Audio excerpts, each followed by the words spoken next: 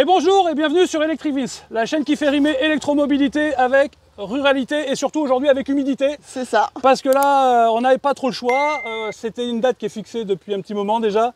Et donc, on est obligé de tourner sous la pluie.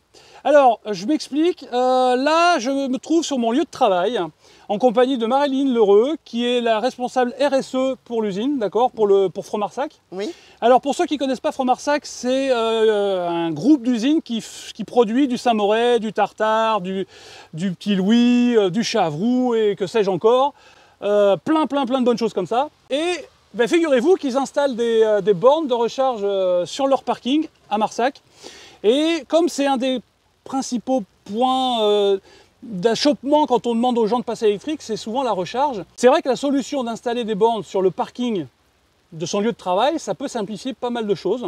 C'est pour ça que j'ai trouvé intéressant de te demander si on pouvait faire une petite vidéo sur cette installation et sur cette mise en route des bornes sur le parking de Fromarsac. Parce qu'en plus, Fromarsac, il faut savoir que depuis quelques temps, depuis 4-5 ans à peu près, ils ont en prêt des vélos électriques. Et bon, moi, j'ai pas l'occasion de les utiliser parce que j'habite trop loin, mais régulièrement, je vois des gens de l'usine qui partent avec des vélos. Alors, c'est du prêt, hein, tu me confirmes ça? Oui, tout à fait. Voilà. Donc, c'est une mise à disposition de vélos et chacun les utilise quand il le souhaite. D'accord. Donc, du coup, ils rechargent chez eux et ils ramènent le vélo quand ils ont fini avec, quoi. Mais Voilà. est-ce qu'il y a une durée maximum d'utilisation de ces vélos? Non, en fait, il faut s'inscrire. Si on a un site, on s'inscrit sur le site et on réserve le vélo.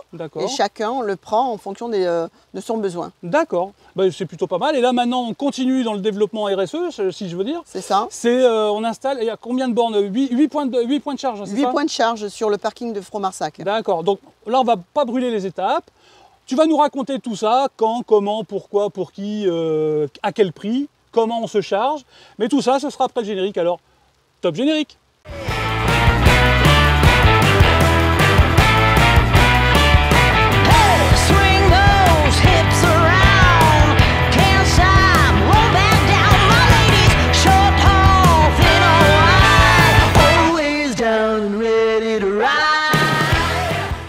Marilyn, on a dit tout à l'heure dans l'introduction qu'il y avait 8 points de charge. Oui. D'accord. Est-ce qu'ils sont tous à la même puissance? Non, il y a 2 bornes à 22 kW ouais, et le reste est à 7 kW. Et il y a une raison pour lesquelles vous avez 2 puissances différentes? Oui, c'est pour permettre aux personnes qui sont postées de pouvoir réaliser une charge sur la globalité de leur poste. D'accord. Et pour les personnes non postées, de réaliser une charge plus rapidement sur les bornes 22 kW. Donc en gros, si je comprends bien, si je résume, moi qui travaille dans l'usine, qui suis posté en 2.8, si je branche ma voiture, je peux la laisser pendant les 8 heures où je suis au travail. Tout à fait. Alors que si je travaille dans les bureaux là-bas, eh bien moi je vais recevoir un avertissement pour me dire que ma voiture est chargée et donc il faudra que je vienne la débrancher, c'est ça? Voilà, je viens me déconnecter et puis me garer sur une place autre que l'emplacement dédié aux voitures électriques. C'est un projet qui date de C'est un projet qui a démarré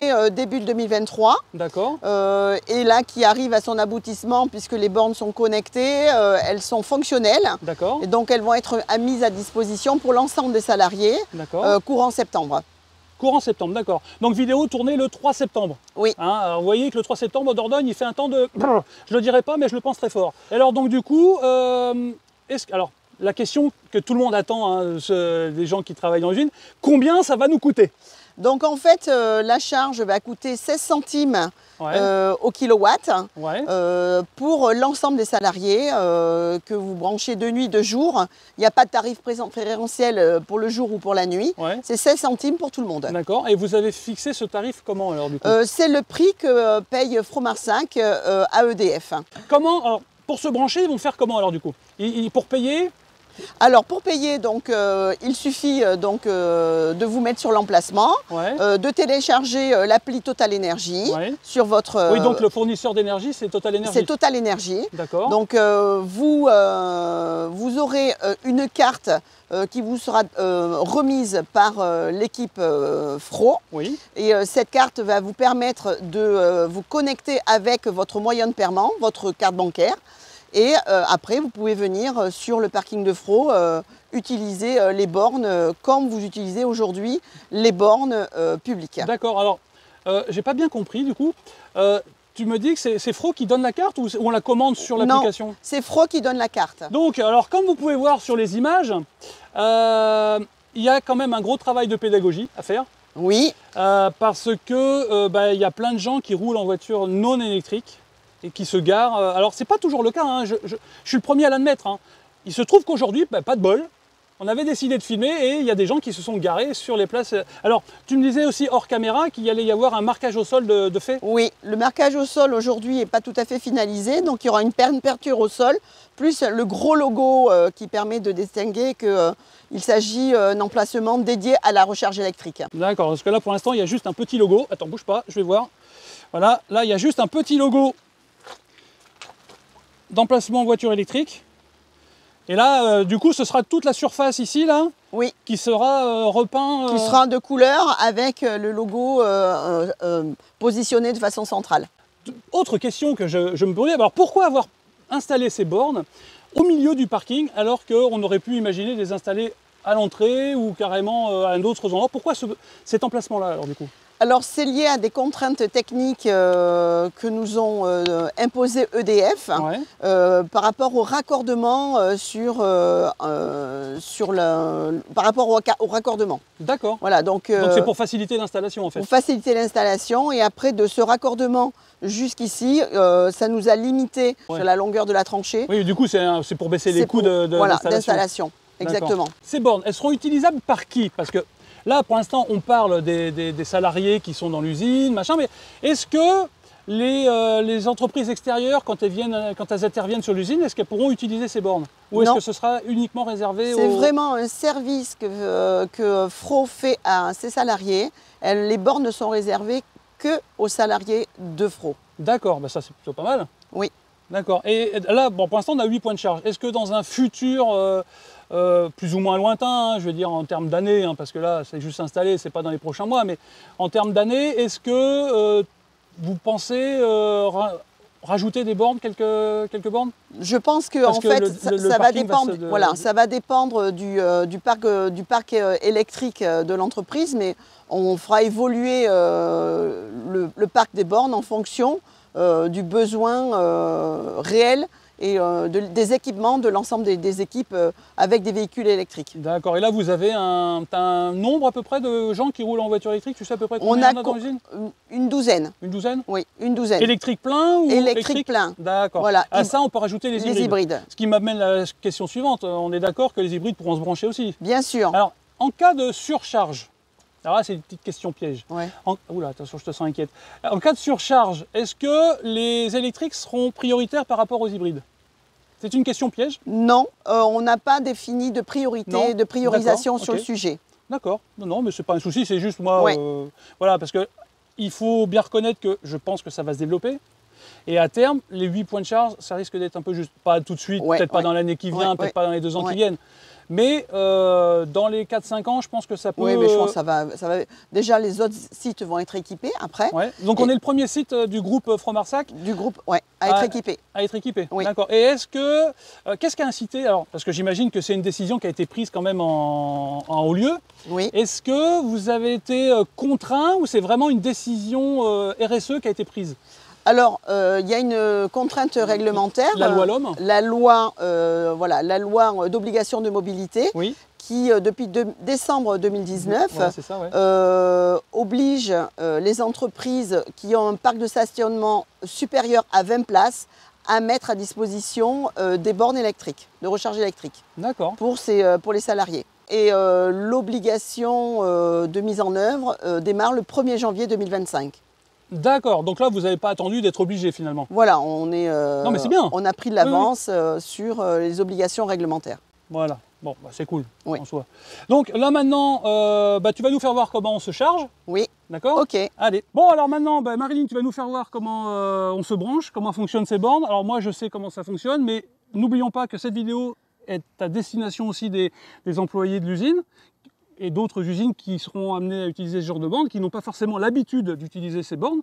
Très bien. Fais-nous voir. Donc alors c'est assez simple. Donc vous vous garez en marche arrière sur les emplacements dédiés où il y a les bornes électriques. Donc en marche arrière obligatoire? Marche arrière obligatoire pour des raisons de sécurité. D'accord, donc ça c'est valable sur tout le parking. Tout à fait. Donc si vous avez un câble trop court, comme moi, parce que j'ai essayé tout à l'heure, bah, ça vous oblige à racheter un câble à la longueur suffisante pour pouvoir vous brancher. Mais c'est faisable. Et tout à fait, c'est faisable, oui, c'est accessible.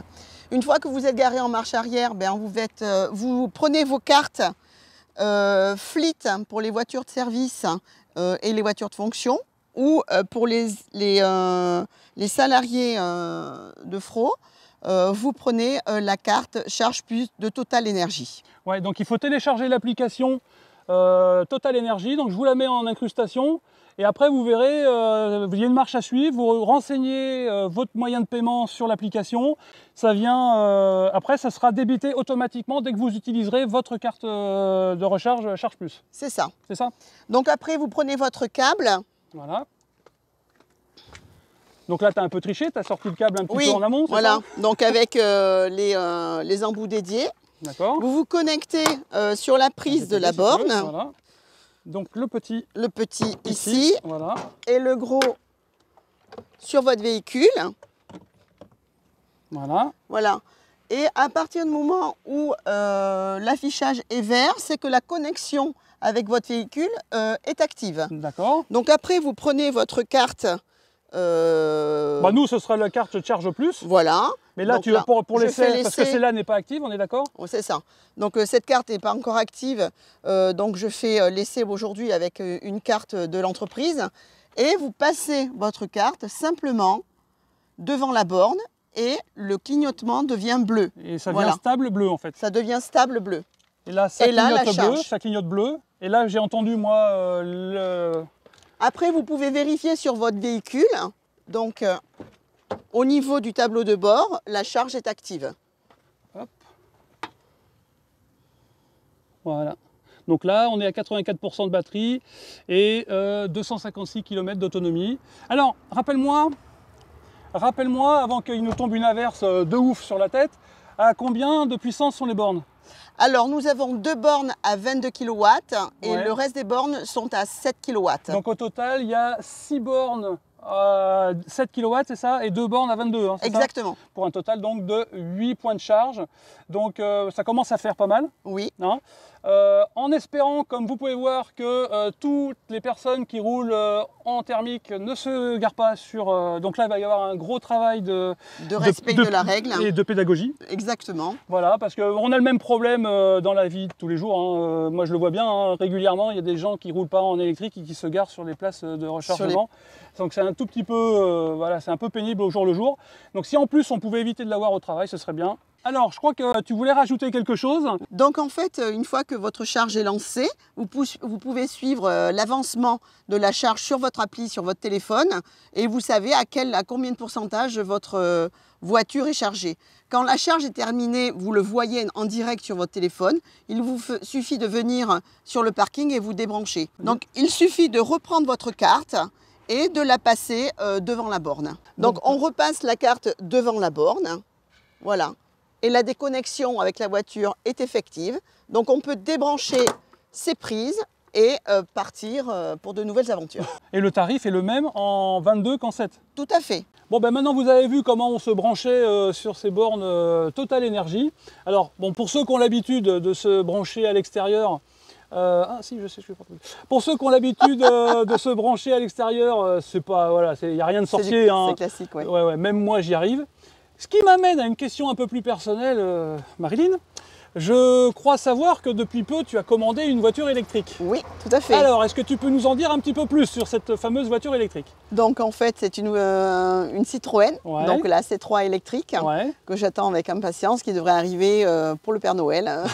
Bah écoute, c'est en novembre ou décembre, voilà. Mais alors, ça d'accord, mais ils t'ont expliqué pourquoi ils ne pouvaient pas te la livrer tout de suite. Oui. Mais ils t'ont prêté une voiture. Oui, tout à fait. En attendant... Qui est là, voilà. Et que vous avez vu, et c'est avec cette voiture que Marilyn nous a fait voir comment marchaient les bornes. Voilà. Et donc du coup, tu me disais aussi hors caméra hier, en préparant la vidéo, que tu étais parti en vacances et que tu avais beaucoup roulé en voiture électrique et que ça t'avait permis de découvrir un peu le microcosme de la voiture en pays étranger. Ouais. Alors, quel pays? Donc j'étais en Norvège. Alors, pour ceux qui savent, hein, la Norvège, c'est vraiment le pays de la voiture électrique. Hein, voilà, c'est la capitale de la voiture électrique. Hein. Ouais, c'est clair. Du monde. Alors, qu'est-ce que tu en retires de cette expérience? En fait, j'en retiens que la Norvège est très en avance par rapport à la France. Ils sont déjà la 2e, voire 3e génération des bornes électriques. Elles sont déjà toutes intégrées d'un terminal de paiement. Donc, on n'a quasiment plus besoin d'avoir les badges de recharge. La présence, il y a une présence de bornes qui est vraiment impressionnante. Par rapport, donc il n'y a pas du tout le stress de trouver une borne de charge. Non. Il y en a dans toutes les villes et dans tous les villages. Et sur la route? Et sur la route également. Est-ce que tu as pu regarder un peu, excuse-moi je t'ai coupé la parole, est-ce que sur la route en France, maintenant que tu vas rouler en électrique, est-ce que tu as commencé un petit peu à regarder l'état du réseau français? Oui, j'ai commencé à regarder et du coup, si je fais la comparaison par rapport à la Norvège, j'ai trouvé plus d'équipements non utilisables en fait. Donc, et du coup, ça fait Qu'est-ce que tu entends par non utilisable? C'est-à-dire on peut pas la borne est en défaut. D'accord, t'en as vu en France? Oui. Beaucoup? J'en ai vu, beaucoup non, mais j'en ai vu quand j'ai dû me charger, je suis tombée sur ce type d'avarie. D'accord, ok. Moi ça m'arrive assez peu, ça m'arrive, hein, j'avoue. Je ne peux pas dire que ça m'arrive jamais, mais ça m'arrive assez peu. Sur l'autoroute, il faut reconnaître que ça fonctionne quand même relativement bien. J'imagine que ça doit être dans des petits villages. Dans les petits villages. Mais bon, du coup, dans un rayon de 5 km, vous en trouvez une autre. Donc du coup, finalement, c'est pas trop gênant. C'est pas gênant. Et donc c'est avec la IC4 là, que tu as fait cette expérience-là? C'est ça, exactement. Et donc qu'est-ce qui t'a fait pencher pour la IC3 du coup? Parce que j'ai pas besoin d'avoir une voiture pour faire des longs voilà, j'ai la distance domicile-travail qui est assez courte. Et puis surtout maintenant que tu peux charger au travail. Et en plus, je peux maintenant charger au travail, donc j'ai pas besoin d'avoir une voiture qui a une grosse capacité de stockage. Pour en revenir, je reviens un petit peu à nos moutons, avant de conclure cette vidéo. Moi, je suis quand même, à titre personnel, très content que Fro installe, et là, c'est pas de la lèche, hein, je travaille pour Fro, d'accord, mais si j'avais envie de dire que je le dirais, c'est juste que je suis quand même bien content que Fro installe des bornes. Alors après, le tarif de 16 centimes du kilowattheure, moi, à titre personnel, j'ai moins cher chez moi, en heure creuse. Ceci étant dit, ça reste positif quand même, dans la mesure où, un jour, j'ai pas pu me charger chez moi, j'ai des pannes, enfin, peu importe. Je sais qu'en venant au travail, je pourrais me charger à pas cher. Parce que 16 centimes, malgré tout, c'est pas cher. D'accord? Si on compare aux bornes que vous trouvez sur les routes publiques, sur la zone industrielle, c'est beaucoup plus cher. C'est beaucoup plus avantageux. En plus, quand vous êtes au travail, votre voiture ne bouge pas, donc autant qu'elle se charge. Et il y a un autre point positif que moi je vois, c'est-à-dire que des gens comme, je ne vais pas le citer, mais qui lui n'a pas possibilité de charger chez lui, et qui il roule en voiture électrique, et bien lui, pour le coup, c'est très intéressant de pouvoir se charger sur son lieu de travail, parce qu'on habite en ruralité, on est bien d'accord, et bien souvent, les gens ne veulent pas installer une borne parce que ça coûte trop cher ou parce que peu importe. Donc du coup, d'avoir installé des bornes sur sur un parking de travail, ça peut peut-être inciter certaines personnes, encore un peu réticentes, à se dire là finalement c'est hyper simple de se brancher, je me prends ma deuxième voiture électrique, je me branche au boulot, terminé. Voilà, mais moi je pense que c'est pour ça que ça a été fait. Enfin, la loi, je pense que c'est pour ça qu'elle a été faite. En tout cas, Marilyn, je te remercie de m'avoir accordé cette interview. J'espère que ça s'est bien passé. Très bien, merci. En conclusion, je dirais acheter des câbles un peu plus longs pour ceux qui se chargent devant. Oui. D'accord. Si vous ne pouvez pas vous charger chez vous, vous pouvez vous charger au travail. Oui. À un prix très intéressant, comparé à ce qui peut se faire sur les voies publiques. 16 centimes, c'est quand même très intéressant, faut le reconnaître. Moi, c'est à peine plus que ce que je paye en tarif heure creuse. Donc voilà. J'espère que cette vidéo vous aura plu. Si c'est le cas, abonnez-vous, lâchez un petit pouce bleu. J'espère que le temps va se dégager parce que sinon on va encore se tremper pour ranger toutes nos petites affaires. Et moi, je vous donne rendez-vous très vite sur une prochaine vidéo d'Electric Vince.